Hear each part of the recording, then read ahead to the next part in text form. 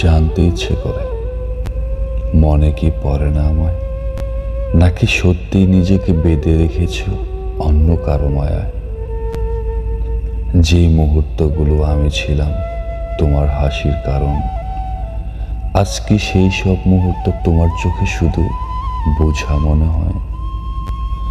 যে প্রতিশ্রুতিগুলো একদিন তুমি আমাকে দিয়েছিলে, আজ কি সেগুলো কেবল ভুলে যাওয়া কথার মতো মনে হয়?